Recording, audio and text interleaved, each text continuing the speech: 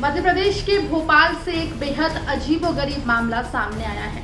यहाँ एक पत्नी ने अपने कैंसर से पीड़ित पति से भरण पोषण की राशि देने के लिए पति को किडनी तक बेचने की सलाह दी है। आपको विस्तार से बताते हैं कि पूरा मामला आखिर है क्या। दरअसल बताया जा रहा है कि एक महिला ने अपने पति के खिलाफ भरण पोषण का केस भोपाल फैमिली कोर्ट में दाखिल किया था। कोर्ट में जब परामर्श के लिए दोनों पति पत्नी को बुलाया गया, उनसे बातचीत की गई, तो इस दौरान पता चला कि जो पति है वो कैंसर से पीड़ित है।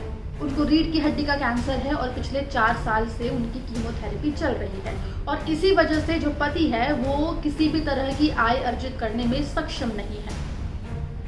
वहीं इस बात को लेकर पति पत्नी के बीच में झगड़ा हुआ और पति क्योंकि बीमार रह रहा है और आय अर्जित करने में सक्षम नहीं है, इसलिए पति पत्नी दोनों अलग रहने लगे।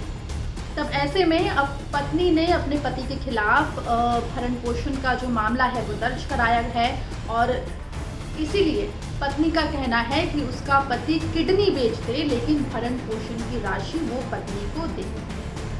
इसमें पति पत्नी की शादी को लगभग 8 साल हुए हैं। 7 साल का उनका बेटा है और पिछले 4 वर्ष से वो दोनों अलग रह रहे हैं।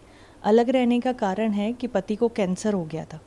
कैंसर होने के कारण पत्नी जो है बहुत समय तक सेवा नहीं कर पाई और दोनों के बीच में काफ़ी झगड़ा हुआ।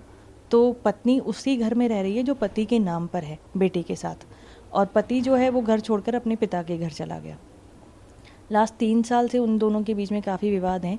तो ऐसी स्थिति में जब पति जो है कैंसर पीड़ित है, उसके बाद पत्नी ने न्यायालय में भरण पोषण का केस दायर किया। अब भरण पोषण के केस की सुनवाई के दौरान हमारे पास परामर्श के लिए वो प्रकरण आया। पति पत्नी मेरे सामने आए जब, तो पति ने बताया कि वो पिछले 3-4 साल से कैंसर से जूझ रहा है। उसे रीढ़ की हड्डी का कैंसर है और कीमोथेरेपी उसकी लगातार चल रही है। ऐसी स्थिति में वो कोई आय अर्जित नहीं कर पा रहा है और पत्नी का ये कहना था कि मुझे तो चाहिए, क्योंकि तुमने मुझे बच्चे के साथ अकेला छोड़ दिया तो मेरी जवाबदारी तुम्हारी है।